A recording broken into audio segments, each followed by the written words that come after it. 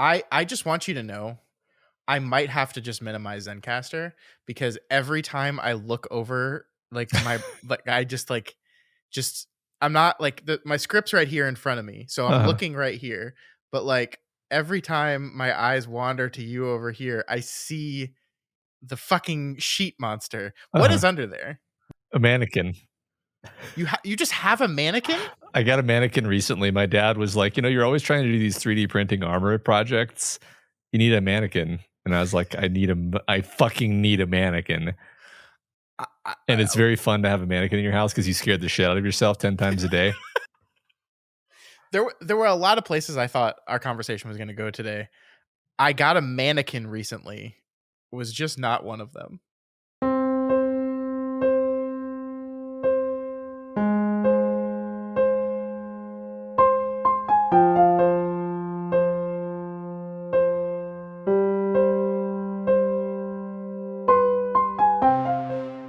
Hello and welcome to Flanagan's Wake, a Doof Media podcast watching, analyzing, and discussing the collective works of Mike Flanagan. My name is Scott Daly, and I am your host. Joining me, as always, is my mirror-eyed reflection, Matt Freeman. How's it going today, Matt?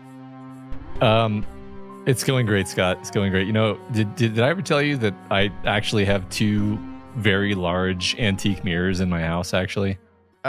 You did not. Are you being serious right now? I am. They're in my daughter's rooms, and I've kind of been avoiding going into my daughter's rooms for a few days now. I'm sure I'll get used to it eventually, though. Let me ask you probably the most important question of the evening. Has your daughter seen the devil, and is it her? She, sometimes, to be honest, sometimes. Yeah. No, I mean that's fair. That's fair. I'm a little disappointed that you're setting both your daughters up for horrible soul sucking mirror death. But they look mirrors. They look good. I will say I'm glad that they didn't watch this movie with me. I'll say that. You made a good call there. Because I'd be having to move some heavy ass mirrors out of some bedrooms. This week on the show, we are going to be taking a look at Flanagan's second feature film. We're talking about 2013's Oculus. This is the one that was originally a short film that Flanagan made. We talked about this a bit on last week's episode. This is a little bit weird, Matt, because we haven't actually released last week's episode. As we mentioned at the very end of the episode last week, we are recording these things a little bit in advance because I am slow on editing and we're giving me sufficient time. So y'all haven't even listened to the first episode yet, which is a little weird for us. I'm a little out of my element here because you don't know. You don't know what we talked about. We couldn't take your criticism and change the show around. We're just running on the fact that we think we're doing good here. So yeah, here we go. Pure dead reckoning. Before we get to the episode and the movie we're going to be talking about, we did have a couple of quick announcements. This is one that I know, this is a weird thing about being technically in the past, Matt. In 2 days' time, we are going to release the episode on Absentia, and in 2 days and 2 hours' time, we're going to get 75 emails from people that mention the fact that we forgot to talk about the Dark Tower reference that is in Mike Flanagan's Absentia. So I'm just going to put this out here now, knowing that it can't stop those emails from coming because they will have already arrived. But just so we have it on the record, that we the mea culpa that I completely yes, I noticed the character reading the Dark Tower comic, completely forgot to mention it in the episode. So that's what can you do? What can you do? Yeah. We won't make any more mistakes ever Never. again, though. Yeah, never. I was gonna say the name of that character in Wolves of the Kala that we mispronounced 17 times, but I legitimately forgot how to say it, even wrong. Overhauser? Ovenholster. Yeah, something like that. Ovenholster. Yeah, that's the one. That feels right. Yeah. We did have one more quick announcement, Matt. You want to handle this one? Sure. So, over on the Patreon, we are releasing the next episode of a From podcast. Pretty quick now. I think by the time this one comes out, it'll be a week or two away from our third episode of that. Yeah. So we'll be covering episodes 5 and 6 of the television show From. Yeah, I think this is, we might have some, I know for a fact we're going to have some new listeners here who have never listened to our stuff before. So we just wanted to make y'all aware of that. We do a monthly bonus podcast talking about the television show From. And we're having a lot of fun with that one. We've released 2 episodes so far covering the first 4 episodes of that show. And yeah, we're doing it more. So it's available on our Patreon. Where is that Patreon, Matt? What's that address? That's over at patreon.com/doofmedia. There you go. Good job. Thank you. All right, Matt, let's get into the main event of the week. Let's talk about Mike Flanagan's Oculus.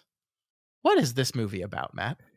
A recently released inmate from a mental asylum learns from his sister that the murders he was convicted of committing were actually orchestrated by a supernatural entity, the Lasser Glass Mirror. This movie was written by Mike Flanagan and Jeff Howard, directed, of course, by Flanagan, and it is based off the short film Oculus Chapter 3, a 30-minute short film written by Flanagan and Jeff Seidman, and of course directed by Mike Flanagan. I did get a chance to watch that 30-minute film as well. I don't know if you did. It's available on YouTube. It also came on the disc of this movie I had. But the film stars Karen Gillan, Brendan Thwaites, Katie Sackhoff, and Rory Cochrane.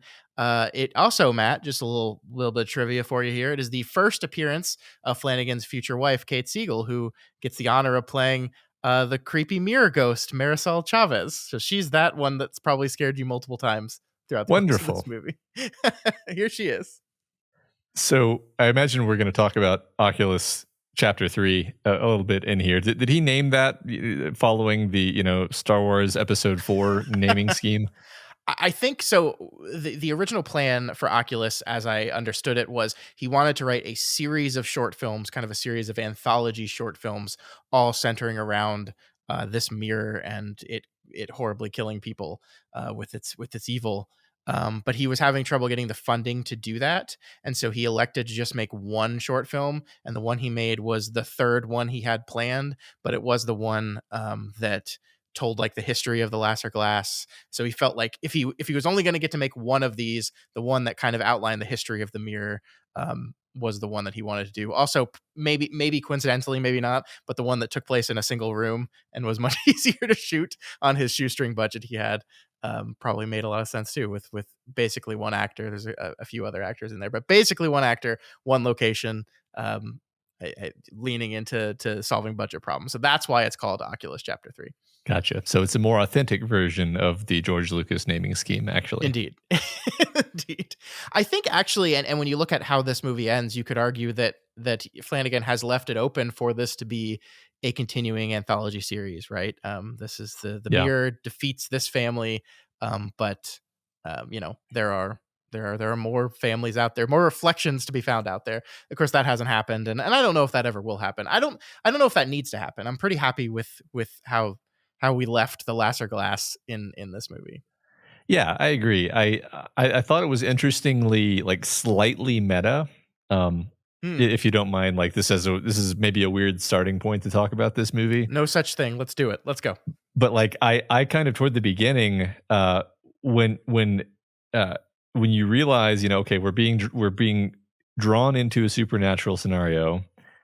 All well and good. We're expecting that. It's a horror movie. But then she starts laying out the cameras, the electrical backup systems, the fail-safe, the plants, the dog, the computers, the full history of the mirror in excruciating detail. And you're like, I think you'll understand this comparison where it's kind of like Scream, where it's like it's aware that it's a horror movie. Mm-hmm. And the character, she's not aware that she's in a horror movie, but she's aware that she's in a supernatural horror scenario from the beginning. Yeah. And that's what makes it unusual and meta. And that's what made me, for me, kind of take an added degree of interest to it beyond just like, okay, so I was expecting a well-executed horror movie. I was not expecting kind of a trope-aware, playful, toying with your expectations type of meta horror movie.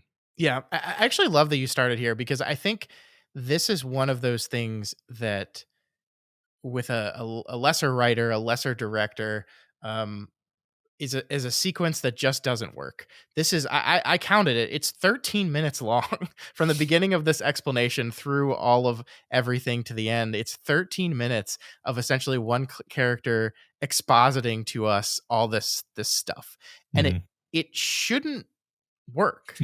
Um, it really shouldn't, and yet I think it really really does. I Mhm. think it's for many reasons, a lot of which is the writing is very sharp, the acting is very well performed in that. I think Karen Gillan is incredible actress, and she's had a lot of success after this movie, which is no surprise to me at all. But it's such a it's such a I think it's because this sequence is like it is expositing to us, but it's also constantly layering character in.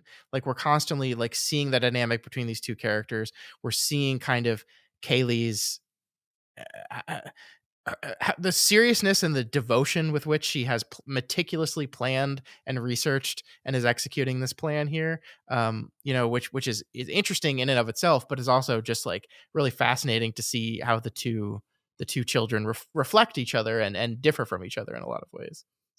Yeah, that's absolutely the key, I think, to the movie working is like just you can sort of imagine a version of this movie where, the two characters are like, all right, we're going to defeat the mirror, and then they don't. And Mhm. that could be a perfectly good, like scary horror movie, but I don't think it has that Flanagan touch where it's really about the relationships and the evolving relationships between the two characters where, crucially we start the movie well, we start the movie in the flashback, and then we actually, I might have things slightly messed up here, but we basically start with the boy, right? The Yeah, well, we man. start Yeah. in a flashback, but it's a fake out. It's a fake flashback because Mhm. we think it's a flashback, and then it's revealed that it's just Tim's dream Right. of him remembering the day. But in this version of the dream, the gun is in his hand. So Right. Flanagan kind of fakes us out here, which I think is actually very important because one of the things this movie desperately needs to teach you before we get to the third act is that we can't believe our eyes, that we Mhm. just have to learn in this movie that the camera is not a reliable narrator. It's going to lie to you. And we need to understand that. And so things like the fake out where we think we're in a sequence and it turns out to be a dream. And we do that multiple times in the first into the second act to really drive home this idea that like the things that you're seeing are you can't trust them. So how much did I'll phrase it differently. For me, a lot of the anxiety of the movie was actually rooted in like, okay, wait a second, is she or he or both of them just delusional? Is this kind of Mm-hmm. a shared delusion that they've created, or that she has created to, deal with the trauma of their father losing his mind and murdering their mother? I do feel like the movie spends some amount of its energy nudging you in that direction. I feel like it comes down pretty firmly on the side of no, it's a magic mirror. But I definitely think that was one of the ways in which we were being toyed with. Yeah, that's a good question. I think I don't think so. To kind of give you the background with this movie, I think I touched on it briefly last week, but I saw this movie not long after it came out. It eventually made its way to Netflix. It did fairly well, by the way. It was a $5 million budget, grossed just under $45 million worldwide. So did I mean that's pretty good return on investment there. Um, I saw it when it came out on Netflix. I hadn't, Hill House wasn't out yet. Doctor Sleep wasn't out yet. Gerald's Game wasn't out yet. So I didn't know who Mike Flanagan was. I just watched this movie. To be entirely honest with the listeners, I saw Karen Gillan on like the cover thing and said she's pretty. And so I pressed play on the movie. That's as much thought as I gave to it at the time. And so I don't it's been a while since I had that first viewing experience, but I don't remember ever actually like fully believing that this was all a delusion and made up. It just felt to me like, we know we're watching a horror movie. It felt to me like we were firmly established in that horror movie idea, that this is just an evil mirror. The thing that's so interesting to me though with that general concept is there are these moments where, right before, I'll call it like the turn point of the film, which is, I actually looked at this, is it almost exactly halfway through the movie is when she looks into the room, sees the cameras move, sees the plants dying, and have that wonderful moment where she goes, "Ha!"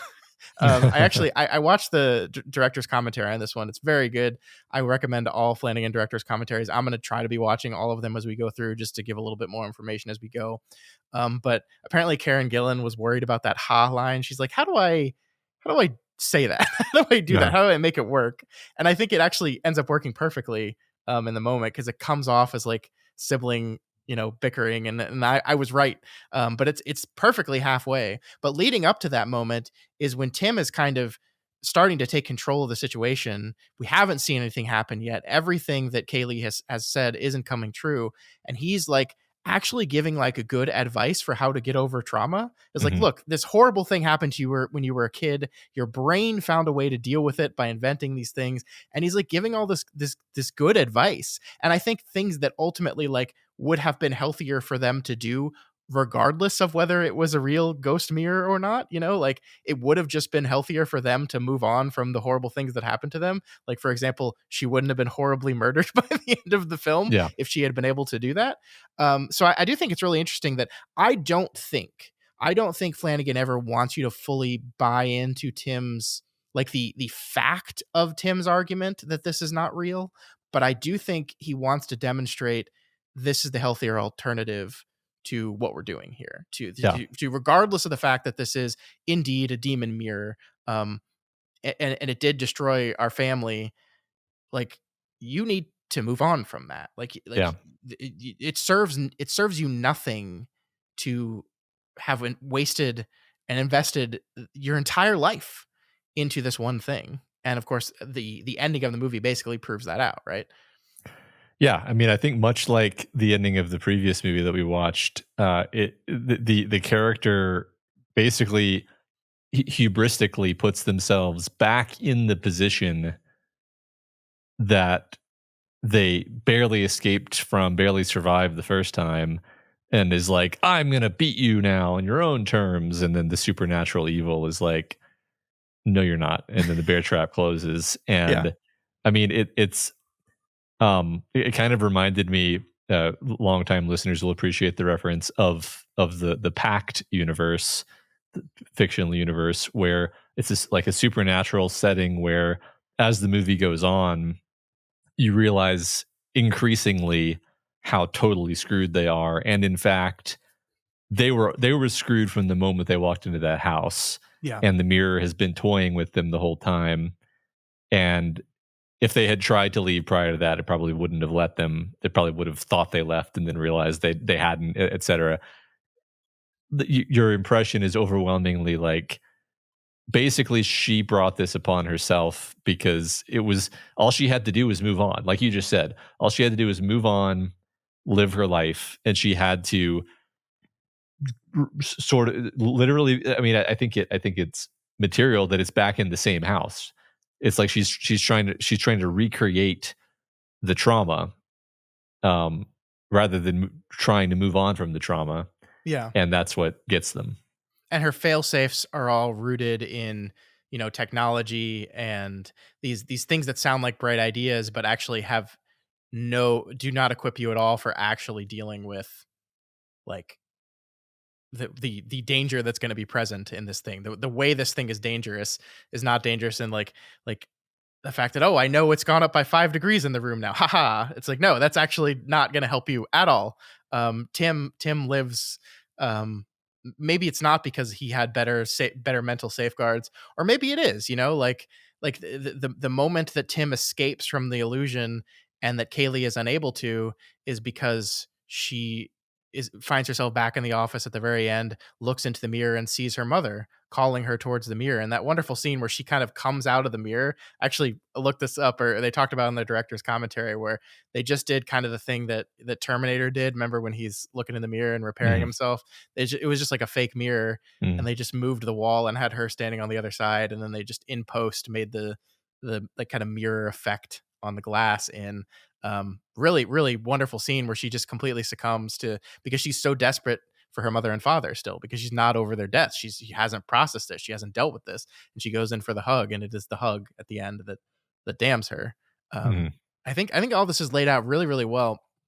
I think we just kind of jumped in full force. I want to take a step back real quick, 20 minutes into the podcast, Sure. and just ask you, what was your overall thought feelings on the movie? Like, did you enjoy the movie? Did you like it? Like, what did you think about Oculus? Yeah, I mean, I found it incredibly intense. So I did enjoy it. I mean, the thing about me is scary movies affect me a lot. They make me scared, and Sure. so when I say I enjoyed it, I wasn't like, oh, this is fun. I was like, this is extremely stressful. But also, what I really appreciated about it was the layers and the sort of the dynamic shifting over the course of the movie, where it's not just monotonous, like we're fighting the evil mirror. It was like you just said, like the first half of the movie is quite different from the second half of the movie. Then we've got the element we haven't even talked about at all, which is the cross cutting between the child version, child actors, which I have all kinds of stuff to say about that. But yeah, no, I thought it was like one of the just kind of like what I expected, just like masterfully directed, super well acted, like moody in all the right ways. Hmm. Just yeah, super good. I mean, what was your overall impression?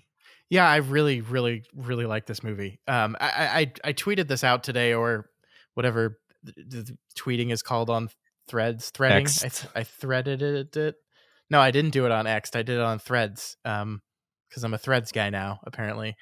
I messaged it out that, like, one side effect of really studying a movie, 'cause, like, I watched this movie 4 times over the course of the last week, including when I watched the director's commentary. But, like, really studying it and paying attention to it, you just kind of end up falling in love with it. Like, there's moments in here where I, like, on the fourth viewing, I noticed a little bit more what Flanagan is doing with the camera, and I was just like, oh, that's actually awesome. And I just, like, I fell in love with it. I think it's definitely not a perfect movie. I think it like it has some problems to it, but as I watched it more and more, I felt those problems minimizing, and the things that I love about it rising to the point where, yeah, by the end of this week experience with this movie, I'm just kind of in love with it.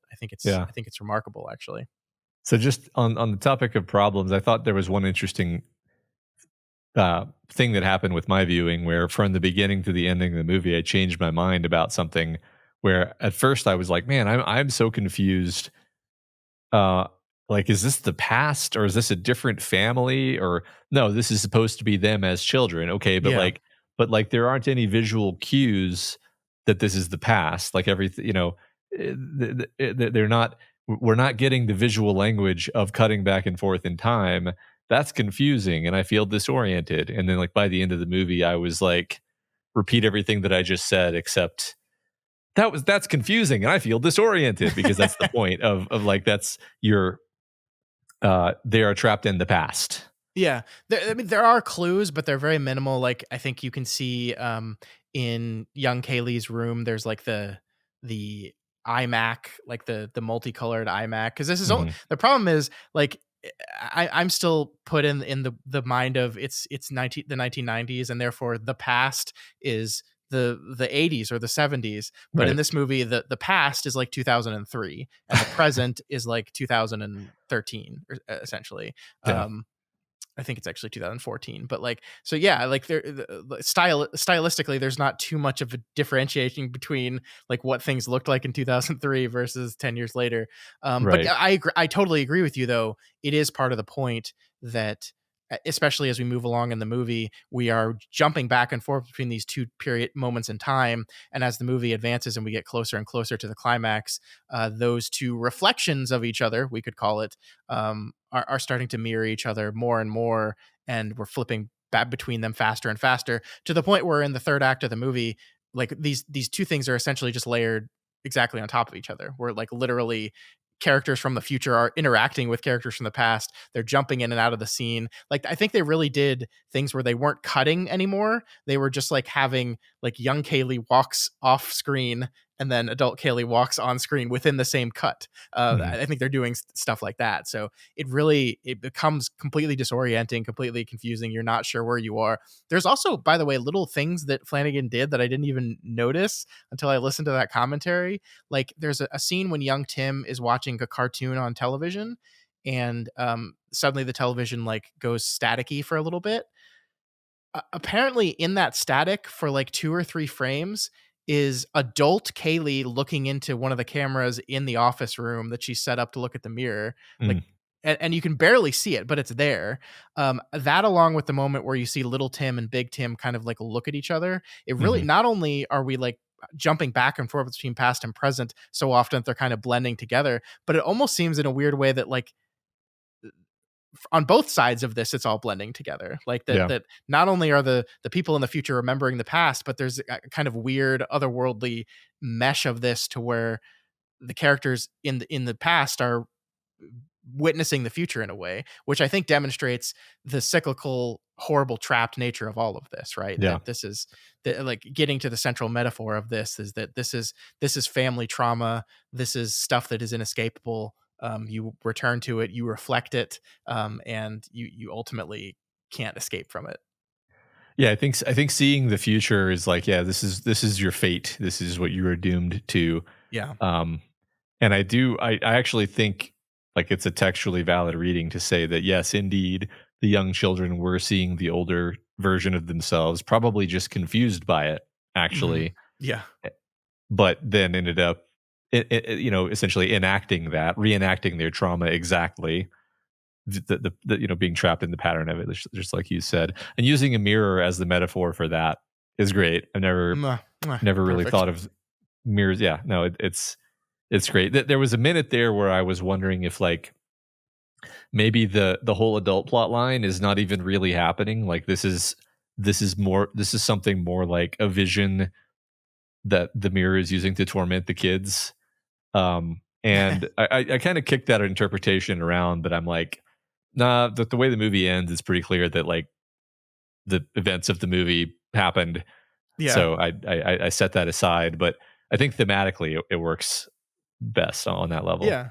I mean, there's an argument to be made that, like, did she even kill her fiance? Right. Like, I think actually I read about this that you only see one body bag being brought out of the house at the end. In Flanagan's director's commentary, he says that was not intentional ambiguity. Like, we didn't intentionally not show a second body bag.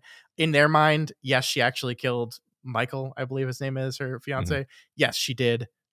She did kill him. But like, it's fun to think of, how I'm curious about that actual moment for you, which I think it's a great moment. It's something I really grew to appreciate the more I watched the movie, because like the cause and effect chain of what leads to that is actually really interesting, because she's turning on the lights after the power has come out. She sees the dead plant, she kicks it into the wall, it shatters, we see it shatter. Then she walks upstairs, goes into her mom's room where she was chained to the wall, and sees the shards of the plate there, that were being eaten by her mother in that Mhm. horrible, horrible scene.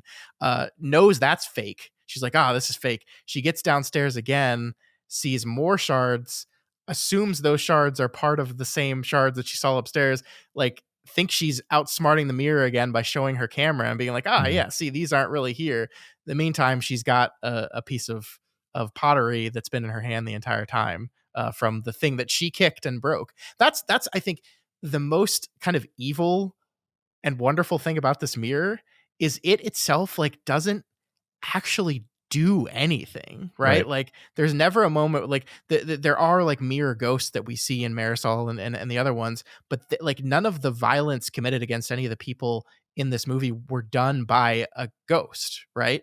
Mhm. Now, yes, the ghost is manipulating them and sucking their life force out and things like that, but like even the creepy moving of the plants and the cameras in the mirror room when we first see it activate is them doing it. They just don't remember doing it. So it's all Mhm. just messing with your head. It's not literally physically acting in any way.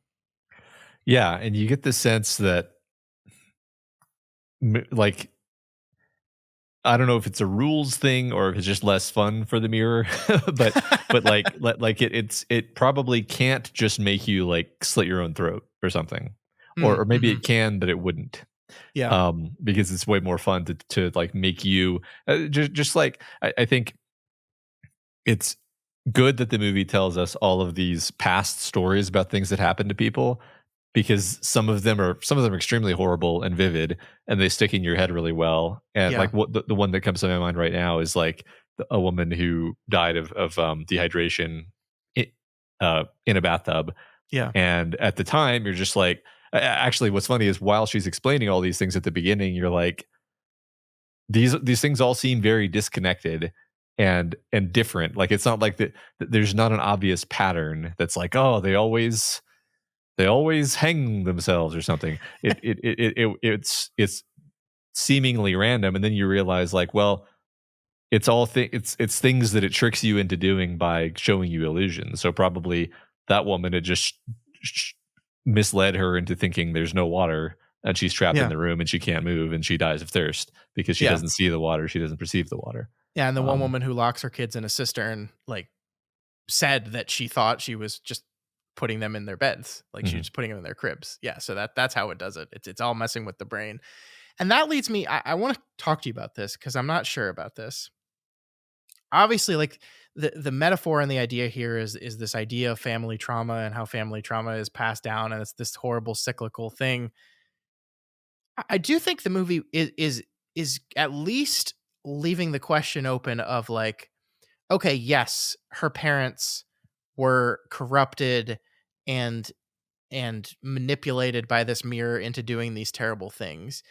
But I do think the movie wants you to not entirely free them from the blame of it, right? Mhm. That, I mean, it goes back to that line that he speaks at the very end when his daughter says to him, "This isn't you," to Alan, her father, and he says, "It is me. I've met my demons, and they are many. I have seen the devil, and he is me." Like, yes, he's saying this because the mirror is telling him to say this, but like, I do think there's something to be said there with the idea that, you know, these people did this. Yes, they were manipulated. Yes, they were pressured and cajoled and into these things, but they did these things to you. Like, yes, your mother tried to choke you to death. Your father killed her, tortured her, and tried to kill you. Because there's moments early in the movie where, like, I think during the long exposition sequence, Kaylee is gets really defensive when Tim pushes back and said, "No, our father was a murderer. He was a psychopath and a murderer, and he did these things." And she's like, "You can call me crazy if you want, but don't say anything bad about him." And I'm like, "Yeah, I get that you're defending him, Kaylee," but then I like look back to the movie I watched, and I'm like, when was he like a good dad in this movie? Mhm. Like, ever? The movie has 0 sequences in which we see him even before the mirror starts to influence him. We see him, like, as a attentive, kind, friendly, loving father. Mhm. Like, and look, I'm not saying that he wasn't, but we don't get to see it if he was, right? Like, I actually think the first flashback we get of the family moving into the house is actually really great. It's a oneer. It's a oneer that you kind of don't even notice, but it's a oneer, and I think that's done for many reasons. One of them is to kind of contrast it with the camera style that happens later in the movie, which is much more kinetic and cutting. This is a long scene, and this oneer has us kind of go through the house, and we get to see the geography of the house, and we see Marie kind of managing the movers. Her kids are running around playing. She's managing the kids. She's doing all this stuff. And then we move to Alan into the office. And what's Alan doing? He's sitting in his office. He's working.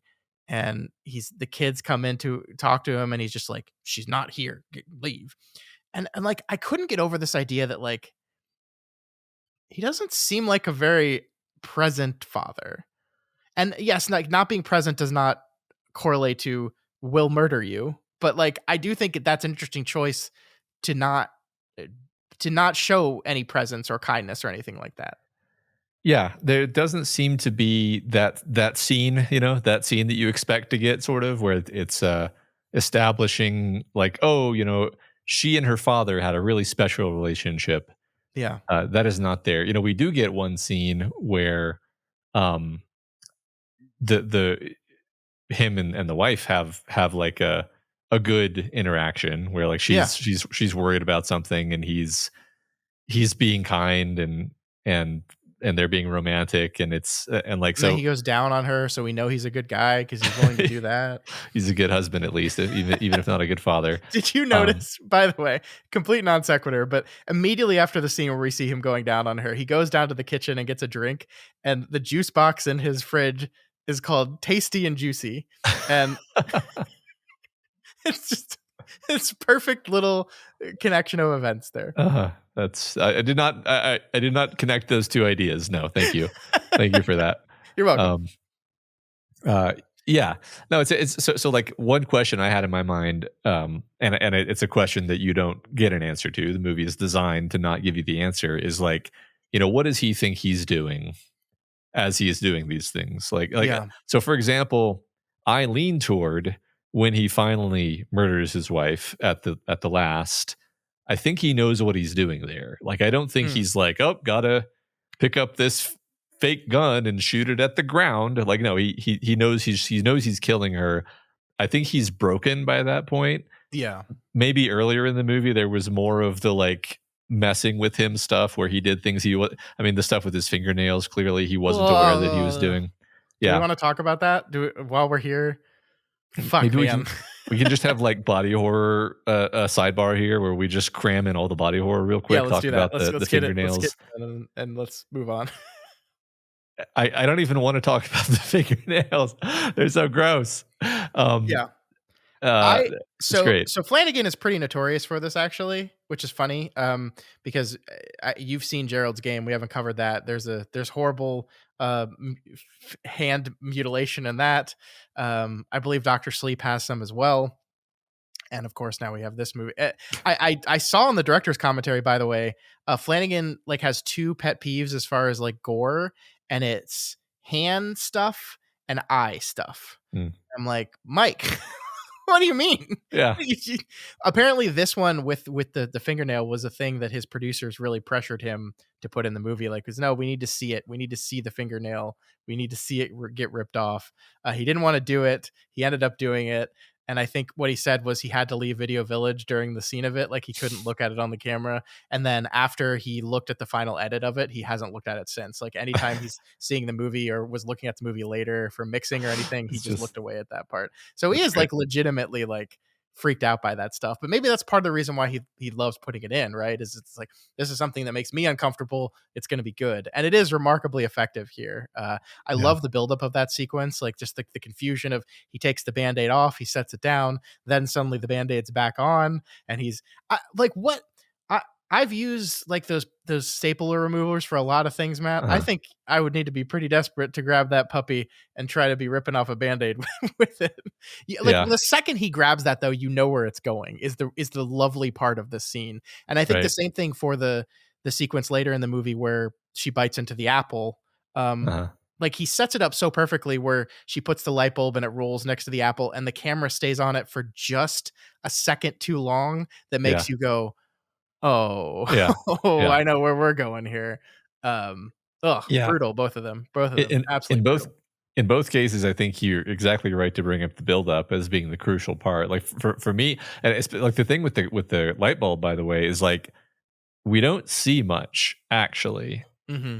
You see it way before anything happens, and you know exactly what's going to happen, and you're already imagining it before she has even picked it up.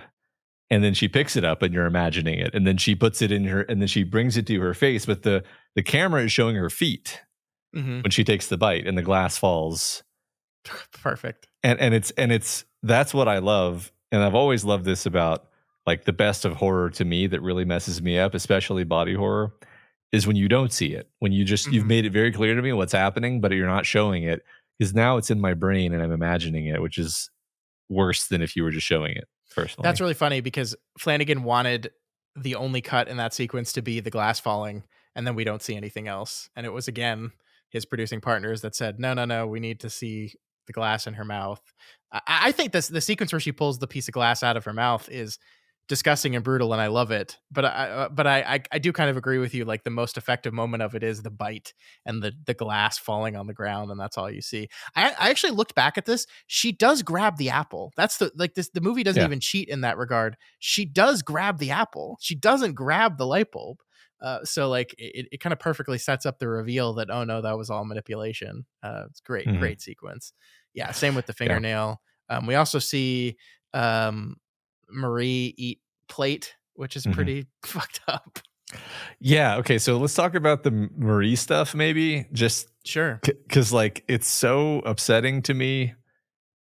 It's, like, the least clear part of the movie, uh, in a way that works to the movie's advantage, where she seems to very quickly go from just, like, okay, she seems kinda stressed out and paranoid, to Hmm. she's a monster. She's a rabid animal that he has Yeah. chained up, and she's a zombie almost. Like she's totally gone. Yeah. Um, that was disturbing to me in a different way. Like it's interesting how the two parents. It's not like this is Shining or something where you have one of your parents goes crazy and kills the other one. It's like, Yeah. no, you have both of your parents have gone crazy in extremely different ways. Unclear even which is scarier, Yeah. honestly. Like the mom would have killed her too. Yeah. Okay. Although she Caveat: ultimately didn't at the end, but yeah. No, I see both what your point. both Yeah. parents do restrain themselves at the last second from killing their children. So that's actually important to the movie. I think that Yeah. both of them do pull back at the last second. But yeah, I mean, I think if I had one complaint about the movie, it would be that I did feel like, first of all, I think Katie Sackhoff, who plays Marie, does a really wonderful job in this role. Did you watch Battlestar Galactica? Of course you did. No, Anyway, but I know what? I've seen her in that What? role. The Yeah, TV that's show. Katie Yeah. Sackhoff is oh my god, oh my god, I'm so Starbuck. Starbuck. Thank you. I haven't even seen the Uh, show, Scott. I know. I'm so embarrassed. I'm sorry. We'll just cut this out. No one will ever know. Um, she plays Starbuck, and she's like, she in that movie, she's like the archetype of like the very strong, powerful woman, right? Like that is the archetype she plays in that show, and that is honestly, after that show, the archetype that she's been cast in a lot. And she plays that. She has a presence to her. I think this is a really interesting role for her because she gets to do that at the end, because she gets to be the monstrous version of her, which is terrifying. Like when she on all fours is charging at them as they slam the door shut, legitimately terrifying. But I Mhm. think she also does get to play like the concerned, stressed out wife with poor body image. Like that part is very believable, and the loving mother part I think is very believable. Like I think she plays all these various aspects of Marie very, very well. But I do agree with you. Like the turn for her happens very quickly, and I guess like, to be fair to the movie, the turn for all of them happens very quickly because it's established in Kaylee's monologue that this whole thing happened over the course of 2 weeks. It Mm. was like from the time they moved in and put the mirror up, 2 weeks later, parents are dead, kid arrested for killing his father, and we move from there. So that's very quick in general, but it did feel like, she goes from, I think the movie did a very good job of establishing her weakness, right? Like the first thing we see her after the move in is looking in the mirror at her cesarean section scar, Mhm. and she's still obviously very self conscious about it, despite the fact that it's been 10 years. This is the timing also allows us to say that was Tim. Tim did that. That's Tim's fault, which is Mhm. actually a perfect moment when she does actually finally lose it, and she looks in the mirror and sees the mirror version of herself open her shirt and see the fresh scar there. The first thing she does after that is she turns around and starts choking Tim, as Mhm. if to say, like, you're responsible for this. You did this to me. You did this to my body.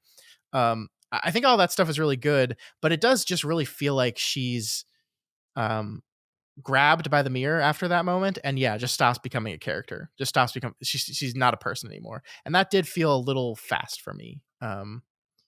But I think it ultimately still works, and it does contrast with Alan's kind of crazy, which, by the way, his kind of crazy is so interesting because he's basically playing the character as if he's not crazy. He's just Mhm. like even keeled the entire Yeah. time. Like he never has a "Whoa, I'm crazy" moment. He never has Yeah. a Jack Torrance moment. Yeah. To go with your Shining reference, he's just kind of chilled the entire time, which almost makes it worse. Yeah, I agree. I mean, some of the most kind of upsetting part is like when he's talking to the neighbor that where she has escaped the house, she's gotten the neighbor's help, and he's leaning against the door, and he has his hand up, and he's like leaving these blood spots on the door, on the wall, from where his bloody, all of his fingers now totally ripped up. Hmm. And he's talking in this totally reasonable, like, yeah, kids sometimes they get ideas in their head. Yeah, their mom's sick. How about We we should play the go. back nine? Yeah, we should go play the back nine next Yeah. week. Yeah, yeah, absolutely terrifying. I do love the detail of his, like, you can kind of track his descent with how many band-aids he's wearing on his fingers. Mm. Like when he sits the kids down in the office and tells them that their mother is sick and she's going to need to be in her room. Like, you can see not only are most of his fingers wrapped in band-aids, but he's like playing with the band-aids a little bit. Like, he's doing this very specific movement with his hand, and it's just really creepy. I Mm. loved it. I loved it so much. Yeah. We Do you were think that? talking about him, and then we got distracted by gore stuff. Yeah. Yeah, I mean, I think we were talking about the idea of how it corrupts the two parents. I do think it's interesting. The movie never really gives us much of a peek into what is going on with them. We Mhm. get very, the fact that he has that piece of paper where he's written Marisol like 10,000 times. Yeah. Um, it's like, well, what level of awareness does he have of this? And again, I'm not asking to be like, the movie didn't explain it to me. It's just like it leaves you in a place of uncertainty. Whereas then later we see in much more detail how it messes with the two adult children, Yeah. which it almost still seems to treat as children, um, Mhm. in terms of the way it goes after them. Yeah. If No, that I makes agree. sense. I think part of this is the movie moves around a lot as to, like, who is the point of view character. Like, we sometimes Kaylee's the point of view character, sometimes Tim is the point of view character, even sometimes Marie is the point of view character. I think the only one we really never get to fully see their point of view is Alan. And I do wonder if that's deliberate. Like, I mean, okay, of course it's deliberate, but like, are we saying something with that? With Mhm. this idea that he is the one we are going to hold at the furthest arm's length from us. We don't get to really understand what he's doing. Like, he's writing Marisol's name. Is she, like, there with him? Like, we see her there with him, right? Like, we see that moment. The first time we see her, she's massaging him. Then we see her, like, literally feeding off him later in the movie. But is he, like, conscious and aware that she's there? Is this just a name that's being whispered in his ear? Like, is how the mirror is infecting him literally just via this whispering? Because it really doesn't whisper to anyone else. It's just kind of specific to him. So, Mhm. but the movie holds him so far away from us that we just don't get to see a lot of that. So I think what that invokes in me is this question of like, what happened to our father, and never getting an answer to that. Yeah. Like, and then you sort of take off the supernatural gloss, and what you have is a father who lost his mind and killed his wife, and it's like, was he always a monster? Did he did he snap? Hmm. um did something happen that caused his, you know and then on the supernatural level, on the level of the way the movie actually operates, it's like, did he always have this darkness? Did he always have this resentment toward his wife Hmm. in him that was able to be played up?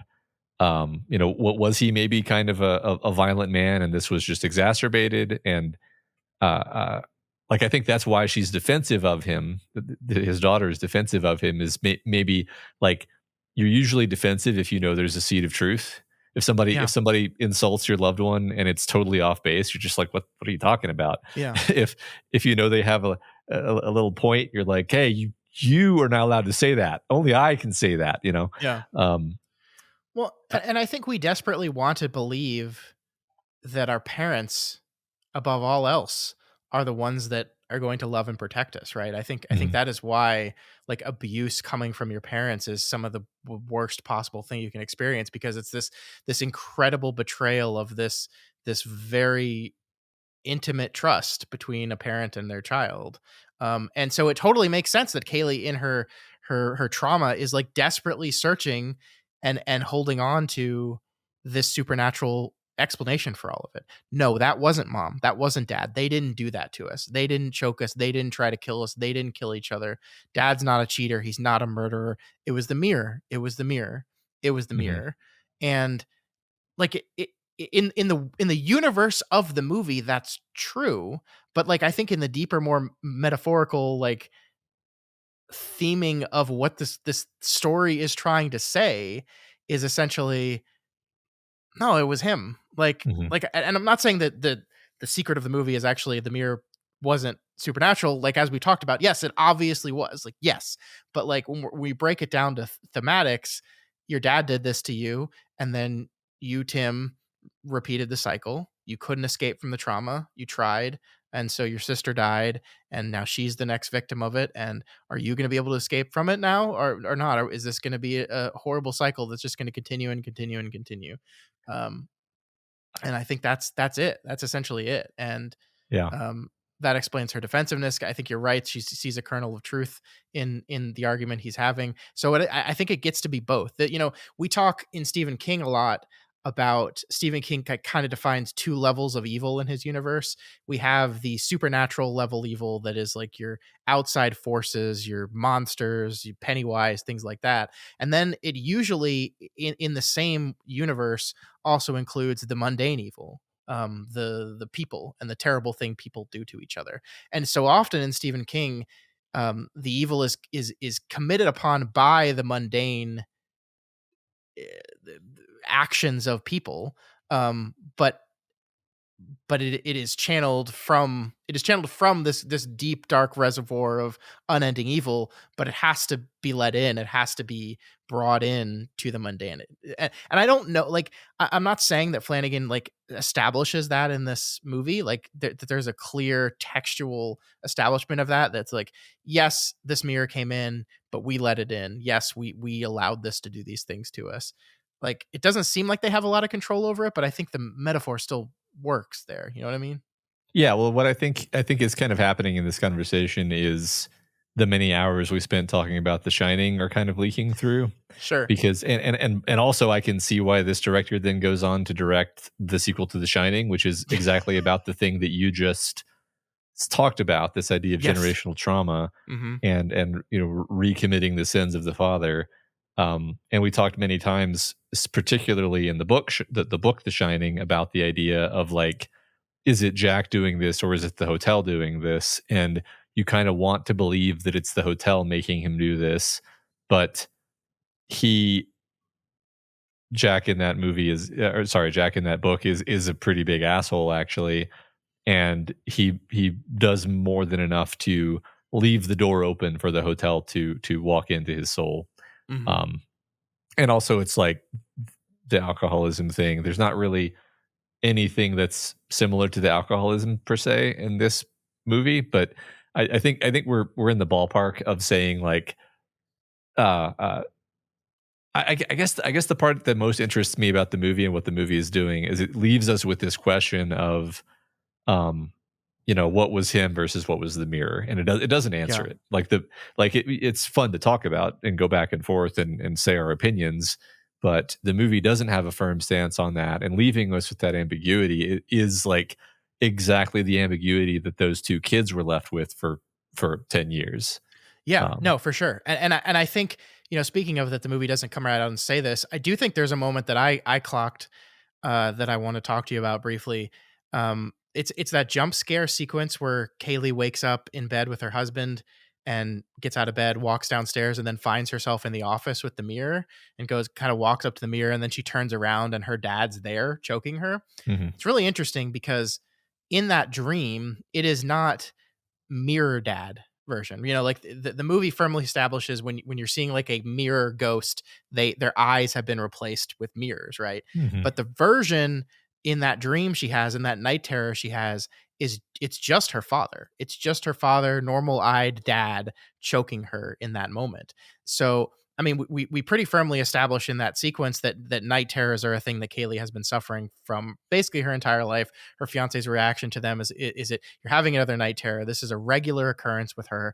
And in this one, we're seeing her dad. And the movie has already kind of established through Tim's dream at the beginning of the movie that like your dream is your subconscious thoughts and feelings about something going through. So for Tim to see him holding the gun as taking responsibility for, I'm the one that did this. I am the one that shot my father.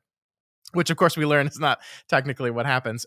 But uh, like the language of the movie has communicated that that's what dreams represent, and then we have this dream with her where she's seeing her dad choke her to death, not mirror dad, just her dad. So I do believe that is establishing that maybe subconsciously, maybe on some level, Kaylee, as much as she doesn't want to admit it, is wondering that same question. Yeah.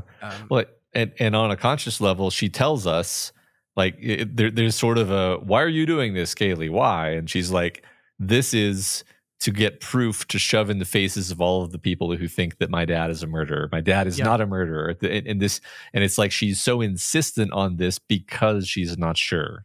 yeah, It's more like, I need to know. I need the proof for my. She doesn't say this, but my interpretation is I need the proof for myself that this is a magical demon mirror. Then I will know that my dad didn't murder my mom and try to kill me. The demon mirror did. My dad was a poor victim, and I can let this go. Actually, yeah, yeah. I love when she tells to her fiance, like, things will get back to normal. I promise. I promise. Just give me a couple days and things will get back to normal. And like we've already kind of seen, how normal has your life been, Kaylee? You're suffering from night terrors regularly, right? Like she's committed her whole life to tracking down this mirror. Like there's an unwritten implication in this movie, and Flanagan talked about this in the director's commentary of like, is she with Michael because she loves Michael, or is she with Michael because Michael worked in the space of like antique auctioning, and being with him got her towards closer to the mirror?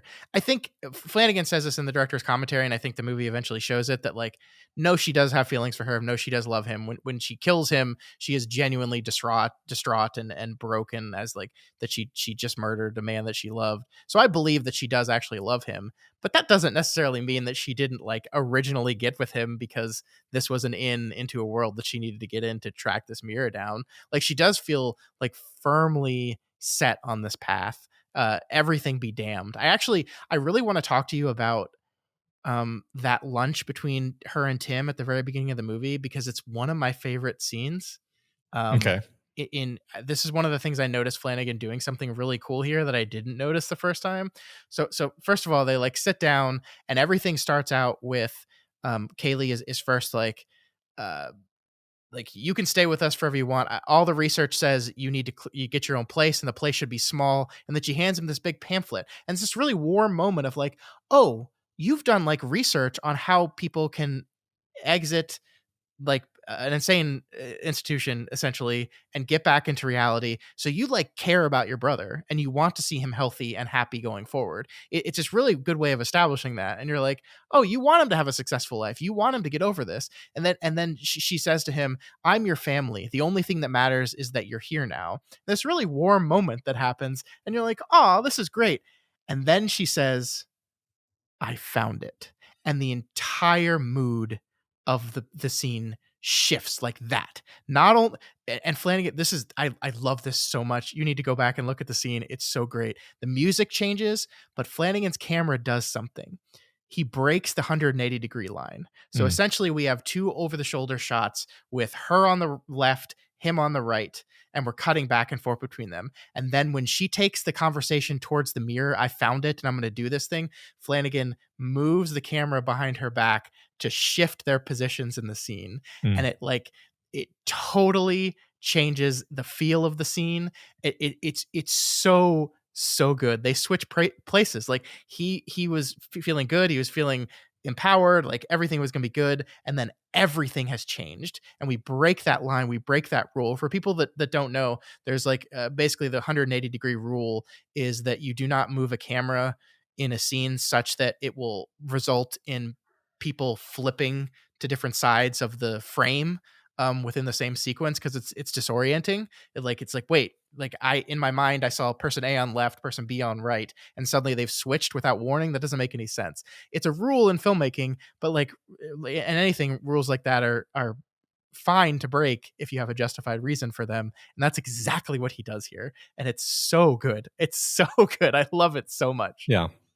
So you're just reminding me by talking about that scene, just how she's kind of scary in the first part of the movie. Yeah. Like Yeah. she has this very like um I don't know, aggressive, focused demeanor, she's doing a lot of shady things where it's clear that she's basically stealing this mirror from her employer. Mm-hmm. She's talking to the mirror. Like, we don't yet understand at that point, like, oh, we're supposed to be on her side. Yeah. And so her actions seem irrational. If anything, we're more on Tim's side, and her Yeah. actions, she's like pulling him back into his psychosis.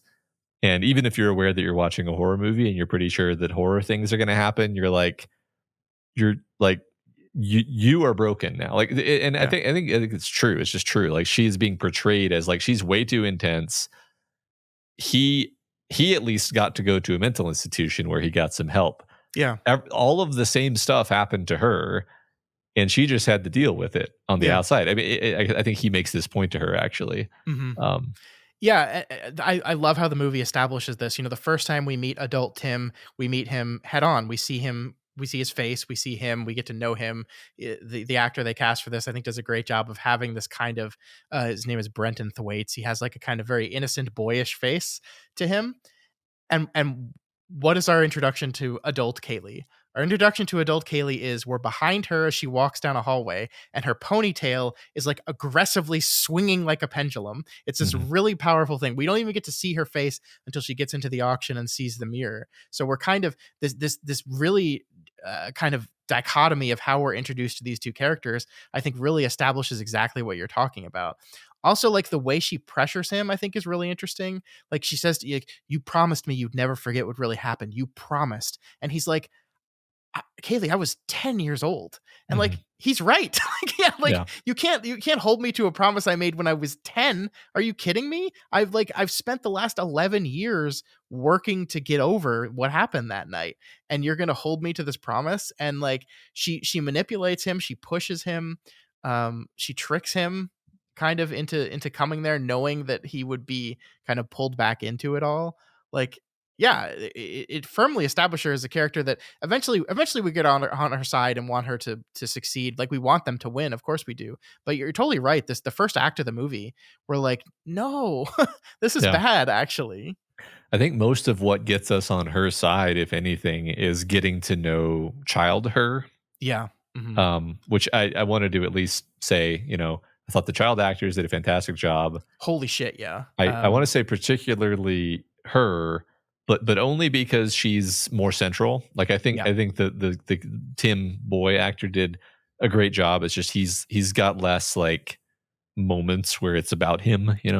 But yeah, both of them, like, this is one of those movies where it doesn't really work if you don't buy the intensity and the terror and horror of what's happening. yeah. And I always bought it. Really kind of amazing, actually. Totally. Young Kaylee is played by a woman named Annalise Basso, and apparently her brother had auditioned for the Tim part, and she had heard about it, and she just like made a tape of her doing the scene where they're in the bathroom, and she's having to say like, "When I open the door, you're gonna run down the stairs no matter what." She just like made a tape of herself doing that scene, and what Flanagan said in the director's commentary was basically like, we could have just put that scene in the movie. That's how good she was. Like we got that tape and we're just said, okay, we're done. It's her. Mhm. Which like doesn't happen with child actors, right? Like that just like that story rarely happens in general. It especially doesn't happen with a child actor who like you make the assumption you're gonna maybe have to direct a little bit more. Man, she's so good. Yeah. She's so good. I loved her. That whole sequence is great. She becomes the hero of the flashbacks essentially. Mhm. Yeah. And it's not just the intense moments, actually, and this is what impressed me, because I think for child actors, I know nothing about being a child actor, for the record, but I feel like sometimes you can get like a maximal performance out of a child actor, but it's actually the quiet scenes where it's like they don't quite know exact, like they don't have access to that full palette of human emotion yet. They haven't had the life experience. But what Yeah. I was impressed by is like the quiet scenes where their father's just being kind of weird. Their Yeah. mom's locked the dog up. That's odd. Or even just like they're playing outside and nothing is wrong right now, but there's a latent sense of doom over everything because they know Yeah. something is wrong. And that it came through for both of them, that it's like things are off, things are bad, I'm worried. hmm And that was really solid for me. Yeah. Yeah. I also loved the double beat. I think the reflection of young Kaylee saying to him, "We're gonna have to get really, really brave," and then adult Tim says that back to her later Hmm. in the movie. I think like the way the movie this is one of those things where I think like if you actually like broke down and studied the structure, you would kind of see, oh, this is just a masterpiece of structural writing, because the way the movie kind of pings off each other and rhymes with each other, I think is really, really great. Hmm. Especially as we move into that third act when things start to blur so much and just like it's literally like you could see like you could look at the past timeline and the future timeline as reflections of each other, and as you get closer to the end of one, it's like you're getting closer to the mirror, so just like it's reflecting faster, like you could Yeah. break it out like that visually if you wanted to. Yeah. That's kind of the two images are overlapping, becoming one. Yeah. Yeah. Mhm, mhm. Definitely, definitely had that feeling toward the end. Yeah, that was the by far the most like artistic and elevated part was when we're cutting back and forth between the two timelines. Yeah, in a way that is like designed like disorienting. Mm, Like you are supposed to be confused and kind of unsure of where and when and what you are. I think a lot of this is also established by like Flanagan does a really clever thing again here with because the power goes out, and so she gets these really unique, I don't think I've ever seen them before, like lanterns that she pulls up throughout the house. But they're not the same color of light, right? mm, It's much harsher, much whiter light, and it kind of completely changes the palette of the movie to become just a lot less warm, a lot like more ghostly, and yeah. it changes how the whole house feels. And what I really love is when as the two timelines start to mix together, like you'll see like Alan walking around with his gun, but he's like walks by those lanterns because he's Hmm. in the present version of the house, right? As it all kind of comes together like that. Yeah. Yeah, that's a great point that they use the lighting to differentiate the two. Hmm. Yeah, that's fantastic. Um, s- so a comment I made talking about this movie with somebody earlier this week is I'm glad we watched Absentia before this, so I knew to expect a downer ending. Um, because part of you, as you're approaching the end of the movie, you're like, well, how are they going to get out of this jam? And I like I think this movie comes closer to it comes closer to like giving you that answer and then snatching it away because Yeah.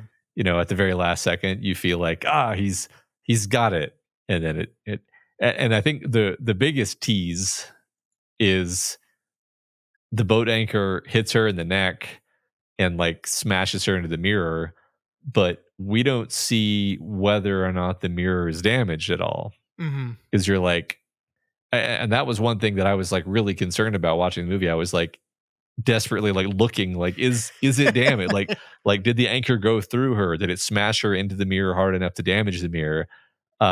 Cuz like that matters to you at that moment, and Sure. you just don't see one way or the other. There's not a shot where we see the mirror is cracked. There's also not a shot where you pull the body away and the mirror is fine as far as I remember. No, there's Um not. so that's I think again. I think the mirror lives to fight another day. Right? I mean, I think seeing that wonderful shot as young Tim pulls away and you see their parents all mirror ghostified with the eyes, and then we cut to adult Tim, same sequence, same thing. The intercutting between it was the mirror as both the young and adult version is just heartbreaking. But Mhm. then you see that same sequence, except this time Kaylee is there as well. I think that firmly establishes that the mirror is fine and well, and Yeah. will continue on. Yeah, I think it's great because the the choice to add the hairline fracture in the mirror um allows you to believe it's vulnerable and like Yes. that it's capable. Like if the mirror was not cracked at all, then you could just do this thing where, oh, they're gonna finally like take a bat to it and it's just not gonna crack, and it's like, haha, you thought this mirror was breakable, it's not. But no, what we've actually established is the mirror is perfectly breakable. If you actually hit the thing, it's just gonna crack like glass because that's what it is. But it will never let you do that. Mhm. And I think like that gives you this little bit of hope. That hairline fracture gives you this little carrot that you're going to hold on to and hope that by the end of the movie they're going to be able to defeat this. But of course they're not. Yeah. I had forgotten that this movie had a bummer ending. Uh-huh. And I like my gut reaction when I finished it, the first of my watches this week was, Mike, are you okay? Like, are you okay, Mr. Flanagan? Two movies in a row where you're just like, nope, can never escape. Sorry, bye Yeah. bye. Can never escape your trauma. Yeah, it's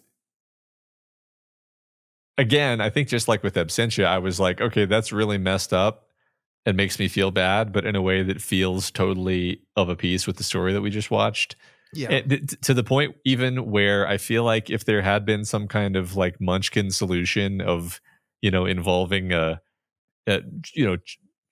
Ghostbusters logic, where it's trickery and technical solutions, you're just like, that's not what this movie was supposed to be. Like, yeah, so you just mentioned the scene where the father damages the mirror, and I phrase it that way intentionally because he he is able to damage the mirror with his death, because in that moment he is able to like summon up what is left of his soul and resist and get his son to kill him yeah. rather than killing his children. And then his body hits the mirror, and it's almost, you could almost believe, like, I don't know if I'm gonna like say that this is what I think, but you could almost believe that it wasn't him hitting the mirror that cracked it.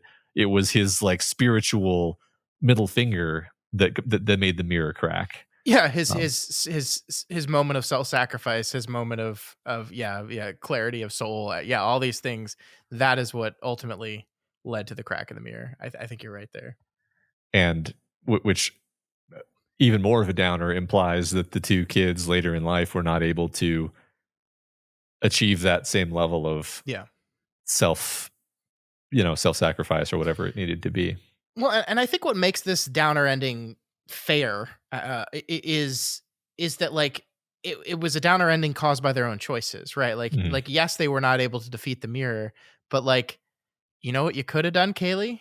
You could have just not tried to fuck with the mirror again. Yeah. Like this idea, this central idea that like I'm going to divorce myself from my trauma by recreating it is like a dumb idea. Like it's just a Mhm. dumb idea. Like to not only have this conflict, but then to try to have the conflict in the very place where the trauma occurred in the first place. Like you could have the original short is the guy has just a mirror. It's like just in like a basement or just some single white room in a nondescript place. But Kaylee like wants the drama of it, and she could have just set the dead man switch and just walked out of the house, right? She could have done that, but no, it wasn't enough to her just kill it. She wants evidence of its supernaturalness, and that's what gets her in trouble. So like, I think it's the movie ultimately to me is not saying trauma is inescapable. We're all fucked. The bad things that happen to us will destroy us eventually. I don't ultimately think that's what it's saying. It's saying you need to let it go. You Mhm. need to get to a place where you can move past it. And this kind of crusade to try to redefine or conquer or beat the thing that happened to you is a fool's errand, and that will destroy you. Yeah. Specifically that you're going to beat it by recapitulating it somehow. Yeah, yeah, Whereas, like we said, Tim's attitude of growth and moving beyond is, um I was going to say, clearly indicated to be the superior path, but it's not like he wins. Like, yes, he lives, but he ends up exactly repeating the same track that he tread as a child. He's taken yeah. away for the murder of his family members unjustly yet again, saying the same exact thing. So he also is ultimately pulled back into the ruts of his past. It's Yeah. just he doesn't actually die. Well, he did. This feels unfair to say, but he did let her pull him into this, right? Like Mhm. he was doing a very good job. Like he has that awkward conversation with her, and then demands to go to a hotel room instead of go home with her. So he's like trying to establish his boundaries, and he just can't help it. And like I don't blame him for that. Like this is your sister. They're obviously very close, and they do have this shared trauma. And I think not only does he think that, you know, reestablishing this relationship with her will be good for him, but I think on some level he wants to save her too. Like I think Mm. that's there is like this marvelous switch where when we see them as children, it is always Kaylee that is the one like in control, in charge, is making the plans. Like when they're locked in the bathroom, she's the one saying, "You run downstairs, Timbo. I don't worry about mom. I if she's up there, I will deal with it." She's the one. Um, and then there's moments in this movie when they're as adults that I think she looks at Tim and she's like, "What do we do?" And there's this real moment of like, "What do you mean? What do we do? You're the older one. Like you're the Mhm. one." And I think that's why it's so fitting that the reflection of her saying to him, "You're going to have to be very, very brave," is him saying it back to her as adults, because there are moments in this movie where he kind of takes on the commanding in charge role. Um, Yeah. Well, I think paradoxically, despite the fact that she lived her life on the outside, she has been in stasis and she has essentially been the same scared, terrified kid this whole time. yeah, Whereas he has grown up, facilitated by people who helped him get over what, to the degree that he could get over it, get past it. yeah, And so now he's actually the one who's in the more mature position. Because I mean, it's a very immature and childish thing to imagine. Like, okay, you and I have had this is one of our favorite conversations that we have is the like, what would you do if you actually encountered the supernatural yeah. conversation? Hmm. And um, a genuinely childish reaction to learning that there's a demon mirror is to be like, I'm going to get video evidence on my own. I mean, with my brother, who the mirror also wants to consume. Um, like that's exactly how you end up getting eaten by the mirror. That's just a bad idea. You gotta watch more horror movies and read more horror fiction. I don't know Hmm. what else to say. Yeah. No, I totally agree with that. That it is childish and silly, and that is part of like, her not only is that exposition fascinating of her long list of precautions, but it is on some levels very silly. Like I love the 45 minutes this alarm's going to go off to remind us to change the camera. This one's going to go off to remind us to eat and to drink, and like I'm going to have my husband call me every hour just to check in on me, and if he doesn't hear from me, he's going to call the police. Like these things these things are very good precautions in a world where you're dealing with something physical, that you can power your way through. But Mhm. she's wholly unprepared for what this thing actually is. Because she's in the state of arrested development, because she is essentially still a child and is dealing with this thing as a child would. It was like, okay, like it's literally like there's she looks at, oh, the mirror made a woman dehydrated to death even though it was in a thing of water. Well, I'm gonna bring a lot of water and remind myself to drink. Oh, the mirror made this 300-pound guy lose 200 pounds. Oh, well, I'm gonna have this alarm to remind myself to eat.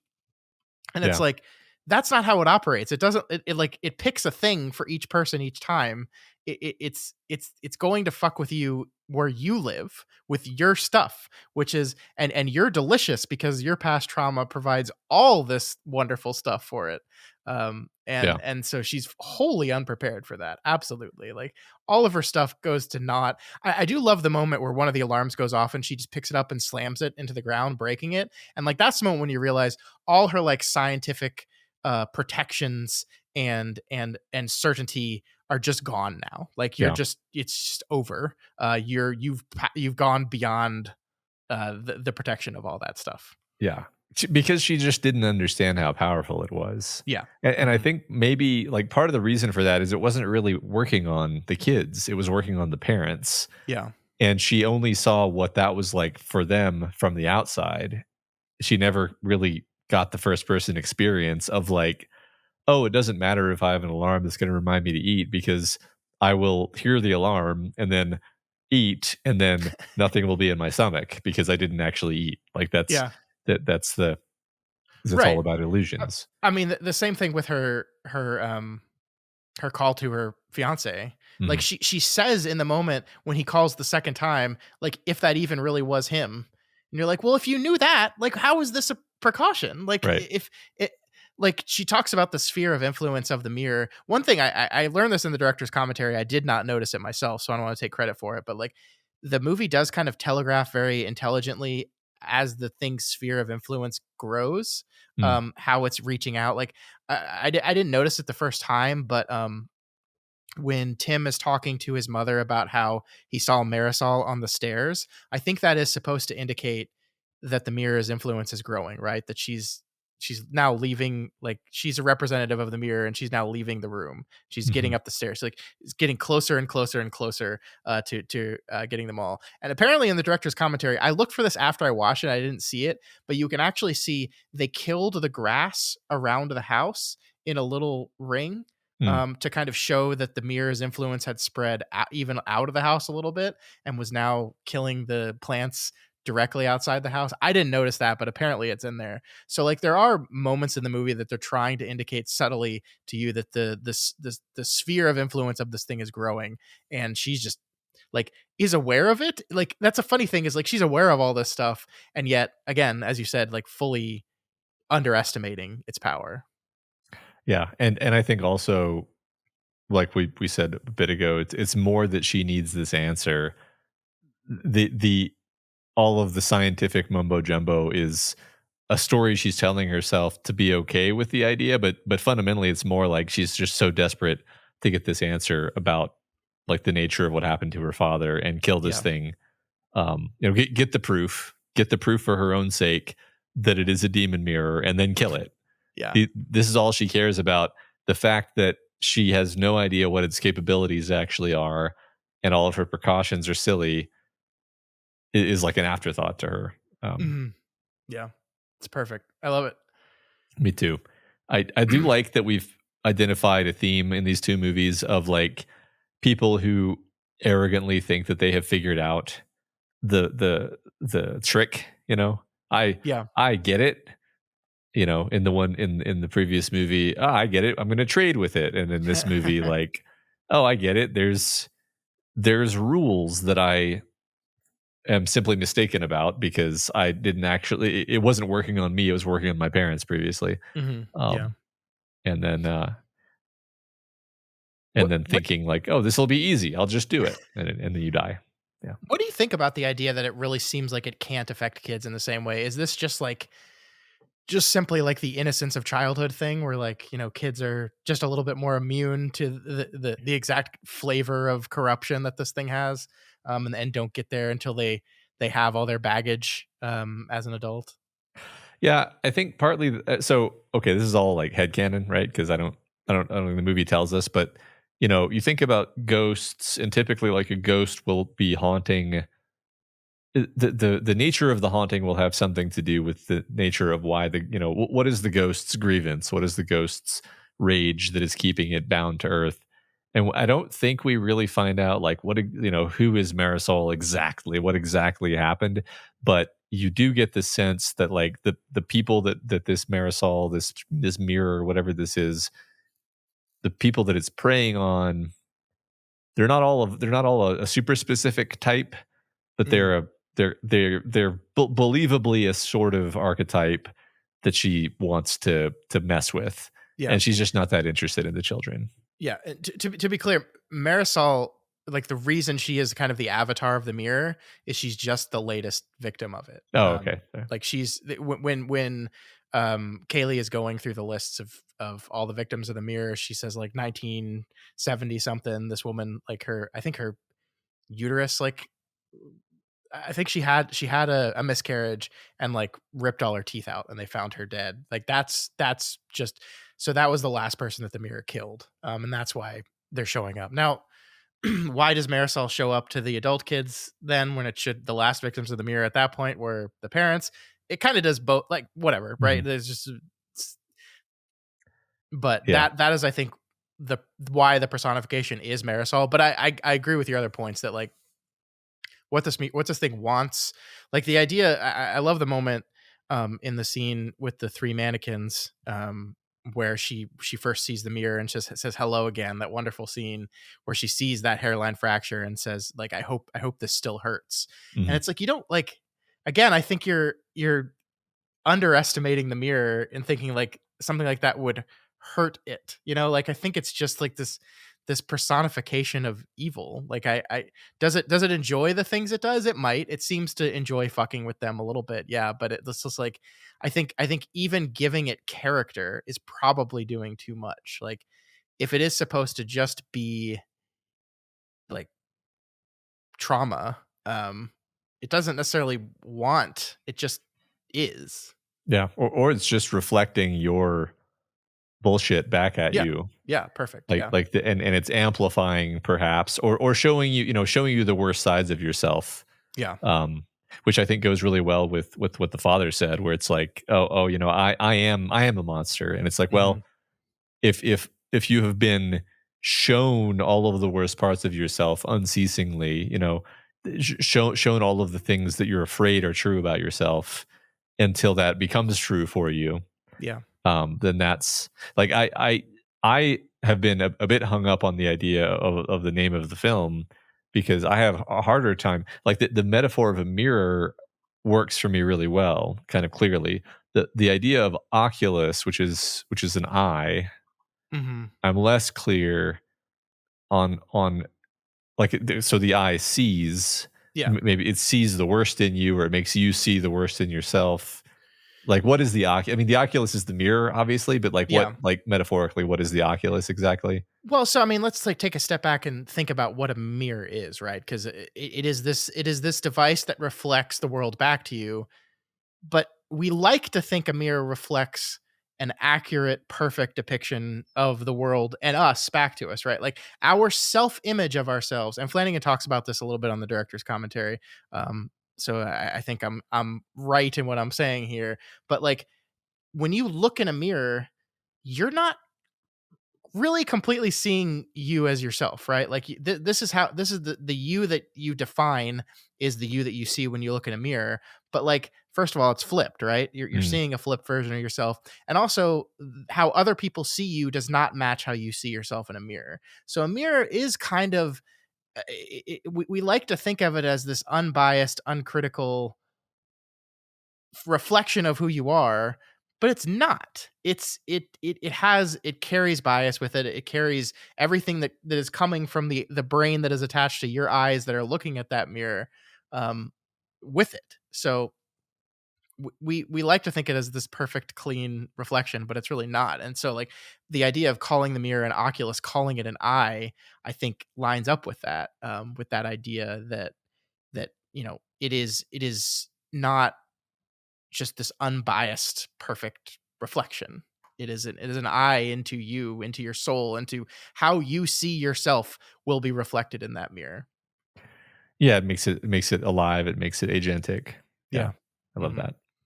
I do want to say that like this is the second Flanagan film with a Latin word as the title. Like we had Yeah. Absentia, when we have Oculus. Actually, his film Before I Wake, um, that comes out I think 3 years later. It was the next film he had planned to make after this, and I think he did actually make it, but it delayed very long. It was going to be called Somnia. Mm, So I think he was like going for a trend of I'm going to name my films one word Latin phrases, um, mm. and that's ruined now, unfortunately. But Yeah, it's terrible. I would have loved the Latin cinematic universe. yeah, it's funny because like on the director's commentary, he kept talking about, yeah, my next film, and I thought he was saying Insomnia, and I was like, was he like I've never did I miss a movie? Did I miss something? Do I need to add something to the schedule? So I looked it up and I was like, oh no, Before I Wake was originally called Somnia, and then okay, I got you. Um, one It's thing with the fun. mirror I wanted to talk about just from like a production design standpoint, uh, looks really good. Look like sufficiently creepy. The first time we see it, the movie does a very good job of like filling us with just the right amount of dread, using all the movie magic, but also just using like the design of the mirror.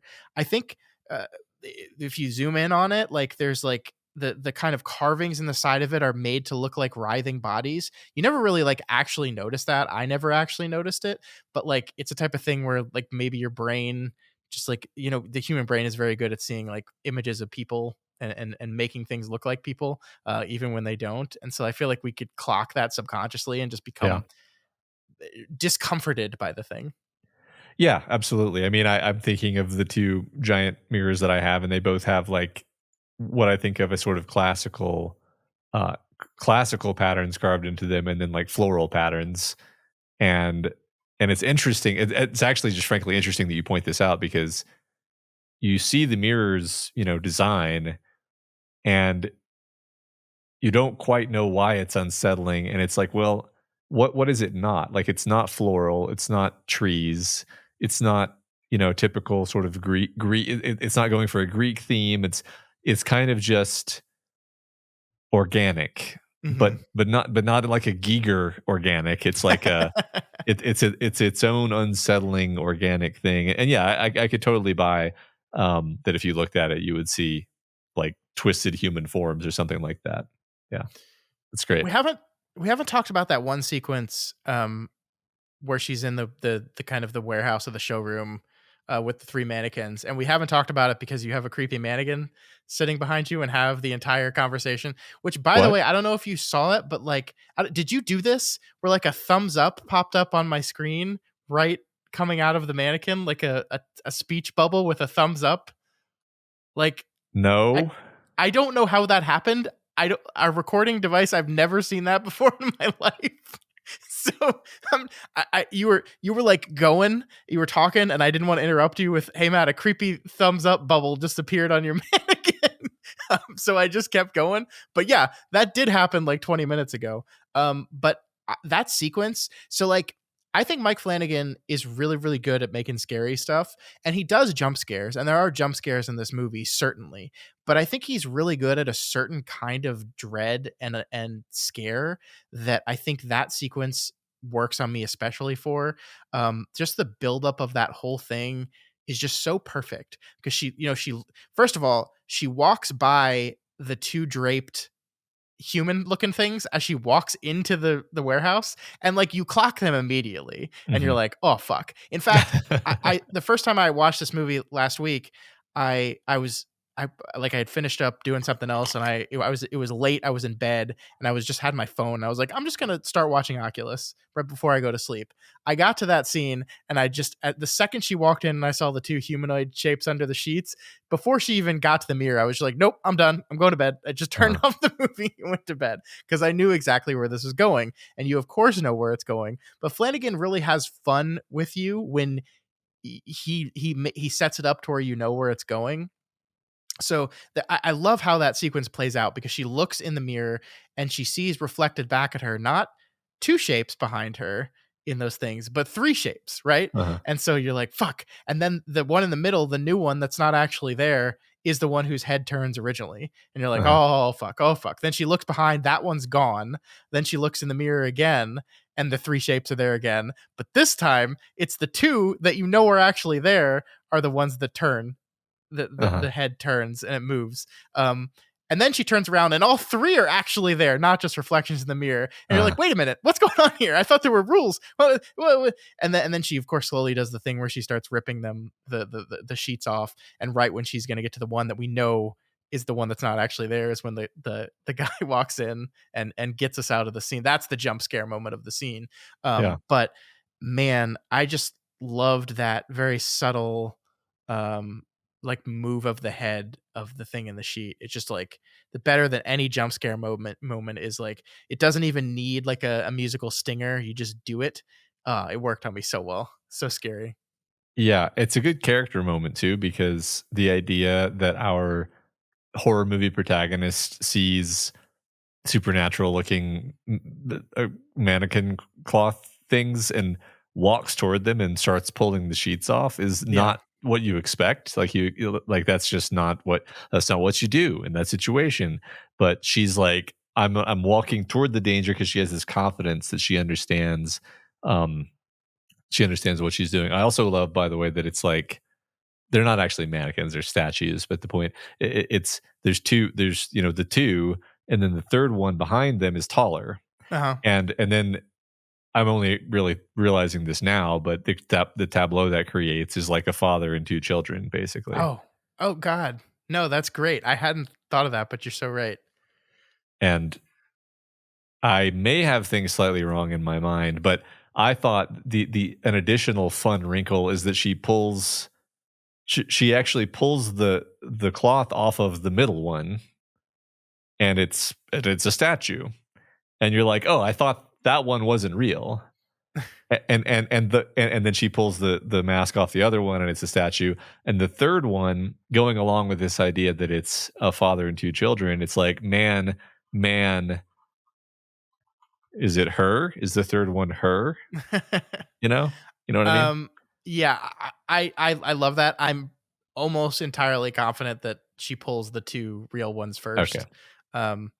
It is like there are it's a what are the two one of them I'm pretty sure is Mary, like okay, okay, mother of, of okay. God, So Mary. not a man. Um, Never mind.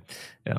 I think the first one is it looked like a Roman statue. It could have been Caesar. I didn't pay enough attention to it. I was like in my mind when I was watching that scene the first time, I was like, I need to look up who these are statues of because I bet it says something important about the movie. And then I just never did. I actually don't think it does. I think it just works for the scene. It's really good. But I love that whole sequence, and I thank you for recreating it in your camera for me all freaking episode long. Every time I look over there, every I was time. thinking.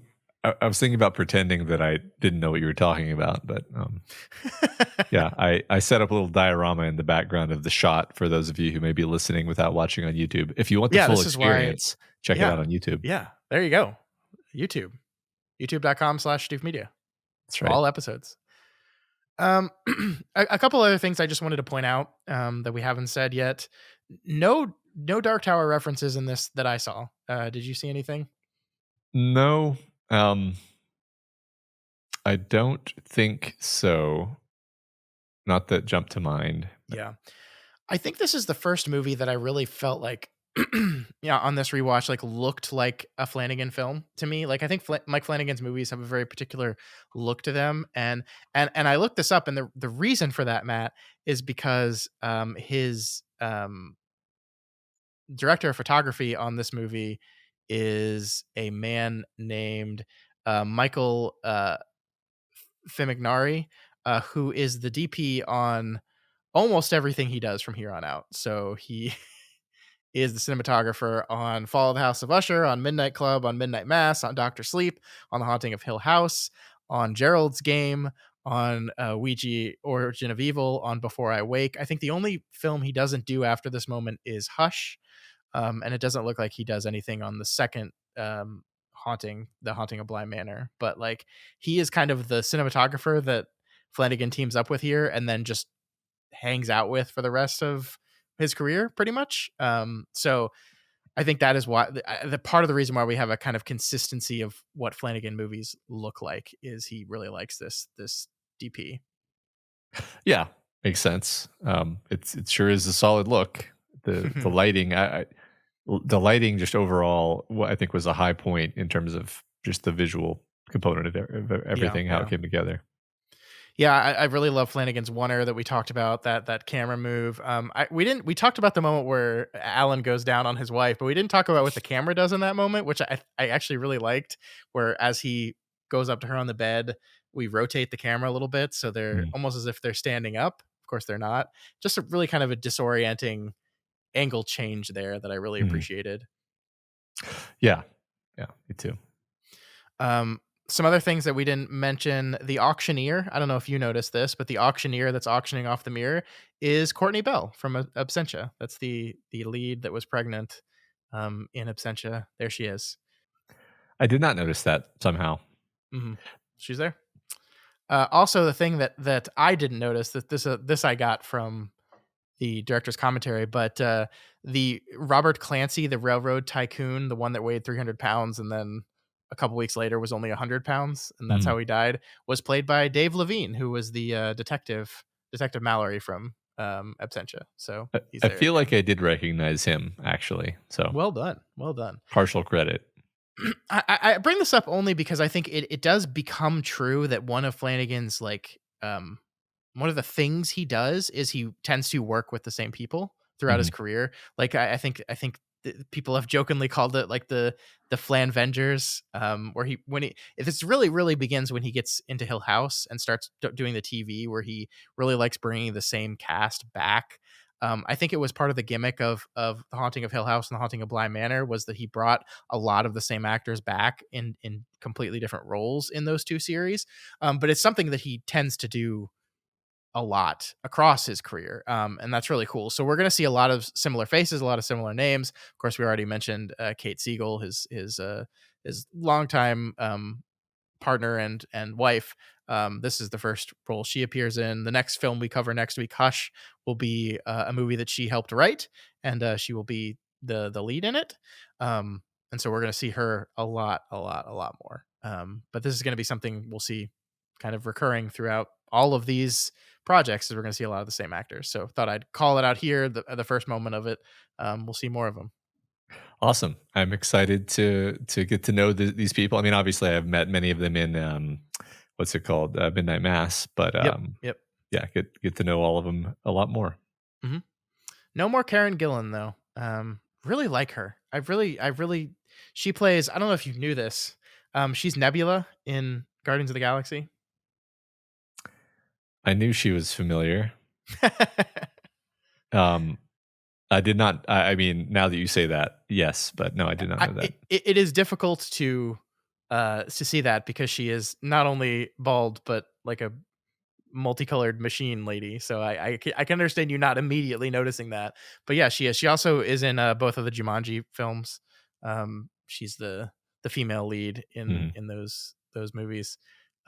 I really like the Jumanji movies, and I think she's very good in them. So I think she's had a good career. And like again, this is the first thing I had seen her in, and I think she's absolutely incredible in this movie. Mhm. We talked about how like convincingly like uncomfortable she was at the beginning, and then we kind of fall in love with her, and we gave a lot of credit to the younger version of the character and that actress who played her. But I think she does a really fantastic job with this character as well, which is a difficult character to play.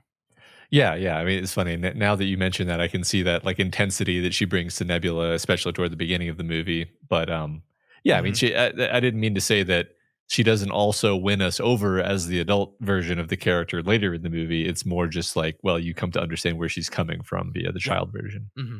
Yeah. All good performances across the board. And Mhm. like again, I think very talented actors. I want to give the actors credit where credit's due, but I also think I think one thing Mike Flanagan has shown to me, at least only through two movies so far, is that he's pretty good at directing actors. He's pretty good at getting these performances out of people. So yes, we'll give the actors credit, but we'll give our guy credit as well. Yeah. Because I think we're going to see that, like, that is one thing that we'll see throughout his career. Like he does work with like established actors that are very good at what they do, but he also works with actors you haven't seen very often and brings performances out of them that you would not fucking believe. Like Mhm. there's one in The Haunting of Hill House that I'm thinking about right now. We'll talk about it when we get there.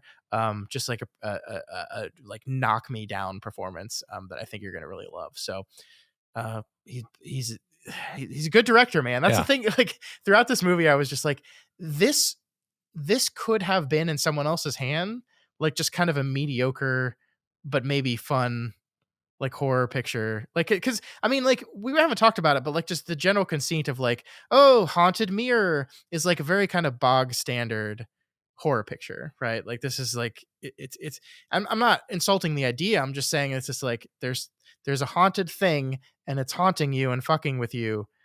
Is like a trope that horror films go back to a whole lot, and I think in lesser hands, this type of thing could have just been a very kind of middle of the road mediocre horror picture.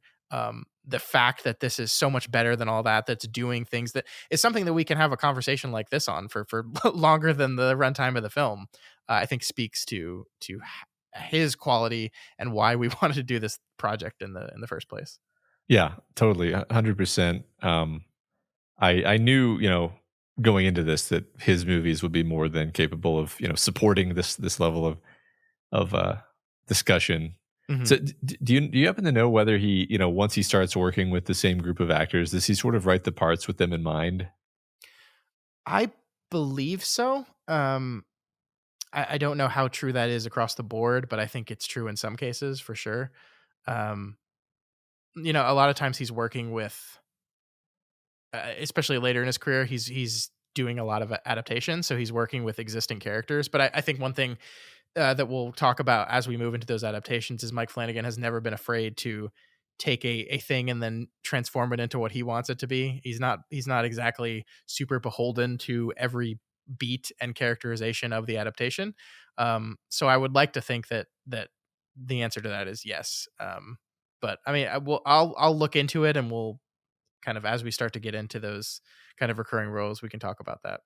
Yeah, I guess I was just thinking, if you strongly suspect you're going to keep working with the same group, then you're going to start, even as you're writing, you're going to start seeing those actors in those roles and tailor the character to what you can get out of the actor, and then that just makes a better product. Just a thing maybe I wanted to say out loud so we could maybe pay attention to it as we go forward. Yeah, 100%. 100%. I think that's great. I think there are two sides of that coin, right? There's this idea that I can tailor my writing to the acting, and then the writing and the acting align perfectly.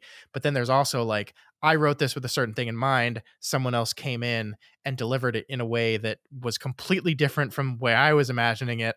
But oh, it turns out this is actually better. Mhm. This is better than I could have written it. It's better than I imagined it. It's different but better.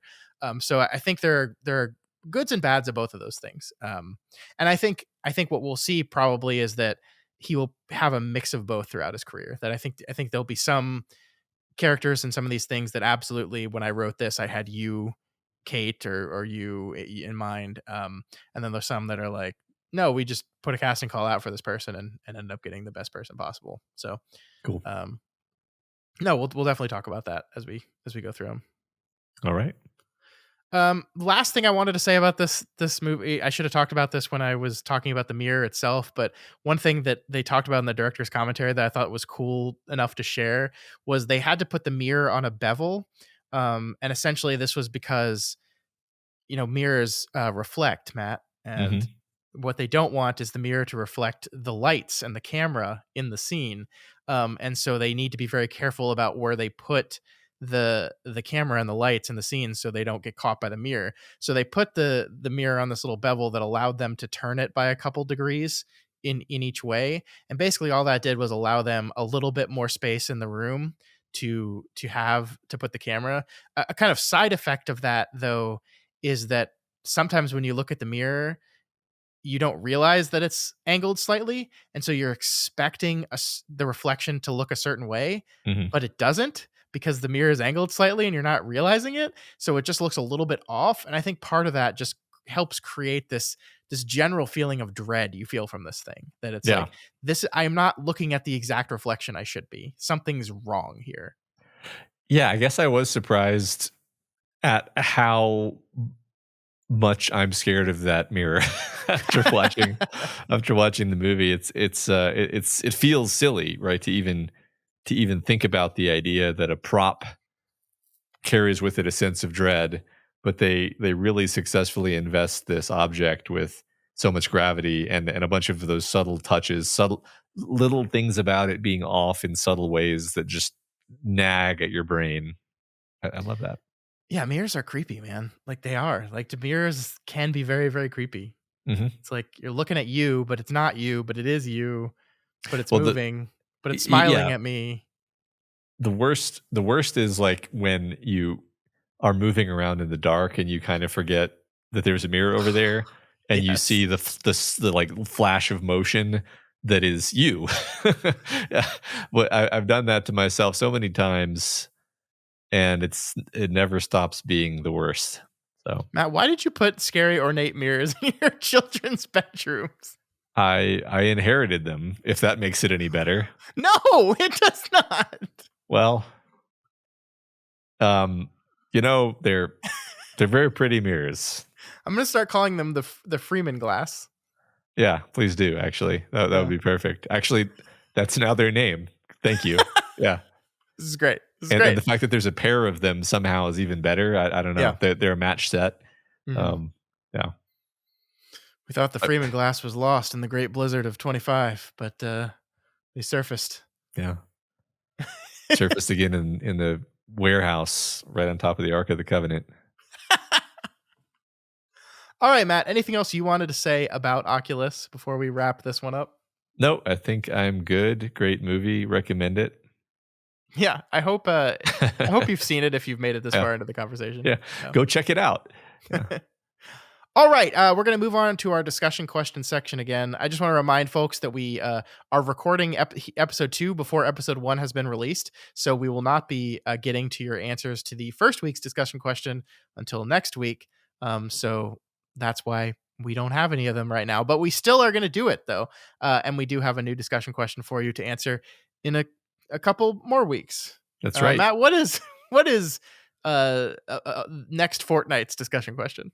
The question is, mirrors are creepy, actually. What's your favorite mirror in storytelling and why? I think there are a lot of options for this. There's a lot of creepy mirrors out there.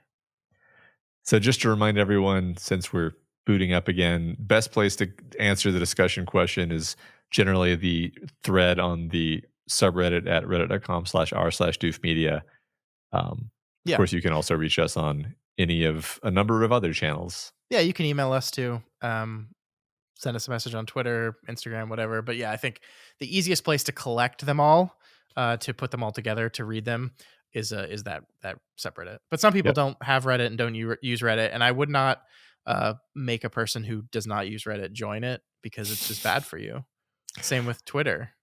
Just all of them, actually. Just pretend that Reddit has one subreddit, which is Doof Media, and never leave it.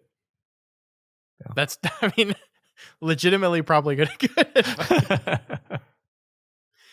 All right. So yeah, I think those will be some fun answers to some mirrors. You know what, like one of the scariest jump scares to me in mirrors is the thing where there's a medicine cabinet behind the mirror and a person stands, opens the medicine cabinet to get something out, closes it, bam, something behind them in the mirror. Man, fuck that jump scare. I hate it, but I love it. It works on me every time. Me too.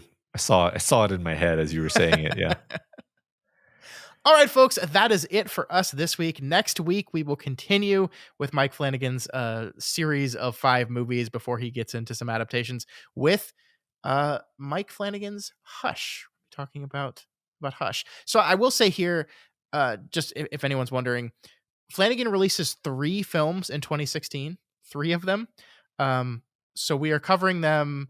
We're going from Hush to Before I Wake to Ouija Origin of Evil. I think those are the technical order that they were released, although some of this is confusing because Before I Wake's release was just at a film festival, and then the production company sat on that movie for like 2 years, and it never actually had a theatrical release, and it eventually just got dropped on Netflix in 2018, I believe. So that we'll talk about that more when we get to the movie. But just that's the order from now on. It's going to be Hush, Before I Wake, and then the Ouija board, Ouija Origin of Evil, the prequel to a scary movie about a board game. I'm sure that Mike will make that absolutely terrifying, and I will never be able to look at a Ouija board again. How often do you look at Ouija boards? More often than I care to.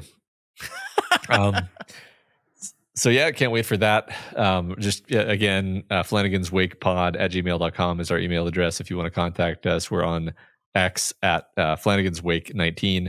We already talked about the subreddit. We're also on Instagram. You can find us on all these places. And if you're watching us on YouTube, you want to comment on my friend here sitting next to me. I thought about like making his head move over the course of the episode. It's not funny, but I don't have any way to do that. Instead, you made a weird thumbs up appear on top of him. I have no idea. Does this thing pick up gestures? That's really strange. We have been recording with this software for a long time. We have been recording video with this software for like 6 months now. I've never seen it happen, and it hasn't happened again since the first time I did it. Like there was a second where I was like, is there a third person in chat that just did that to fuck with us? Great. That's a great thought. Thank you for that thought. I'm going to be so pissed if this is my one brush with the numinous is that a thumbs up appeared in a Zencaster chat with you because I had ghost monster. Because I had a creepy, because I threw a blanket over a mannequin as a joke, and now I'm haunted. That's just perfect. I think the real question, and I won't find out until I'm editing this early next week, but the real question will be whether that thumbs up showed up in your video recording. I have no idea. I'm sure it didn't. It's all in your head. It very well could be. I'm drinking coffee at 11:45 at night. I've saw your stupid mannequin out of the corner of my eye 47 times during the Uh-huh. course of this recording. Oh, how and do I'm you not think I doing feel? great. This is a horrible mistake. I regret it. Wait, can you see it from your angle? Yes. It's in the corner of my eye. Yes. Why did you do this? Because to be funny, but it's far from being funny now. And then In you the middle heard of the night. noises in the middle. You're gonna have a rough night. I feel I bad am. for you. This sucks. Thanks, Mike Flanagan. I hope your children listen to this podcast and then just fuck with you using those mirrors for like the next month. I hope it happens. Oh, me too. Anyway, moving on to something more important than all that, we have merchandise. You can head on over to doofmedia.myshopify.com, where you'll find Doof Media merchandise. You'll find merch from our previous show, Kingslingers. And of course, we have some Flanagan's Wake merch for you as well. We have this very mug. I like this mug a lot. It's pretty cool. I really like our logo. And it works perfectly on a mug. We have hoodies and t-shirts and all that good stuff. So if you want to support the podcast by wearing it around town, you can do that at doofmedia.myshopify.com. Yeah, that's right. And if you like our shows and you want to support us, then please consider donating to our Patreon over at patreon.com/doofmedia. Yeah, don't forget, we've got those bonus shows happening there on a monthly basis as well. That's right. Of course, if you cannot afford to donate, that is absolutely okay. You can help out. We talked about this last week, but please keep them coming. You can share the podcast. I think there are lots of fun Flanagan groups out there that would maybe love to participate in a show like this. So share it with them.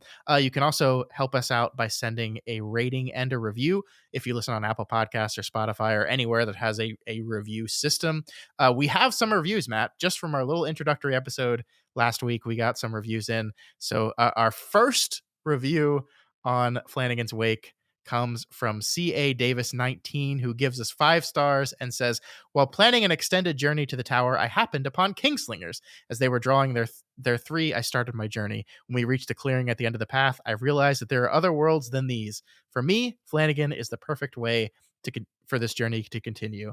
Thought-provoking analysis and warm conversation. I cannot wait to hear the thoughts and conversations on some of my favorite TV. Well, thank you, C.A. Davis. That was very kind of you, especially since we hadn't even released an episode when you gave us that review. But you're right. We're 5-star worthy. You were right. What a wonderful first review. That makes me so happy. Thank you. Yes. Thank you. And thank you to everyone who has left those ratings and reviews. We do appreciate it. Please keep them coming. We will keep reading them and we will keep appreciating them. And they will continue to help us as we try to grow and expand this show. Yep. All right, folks, that's it for us this week. We will be back here next week for Mike Flanagan's Hush. We'll see you then.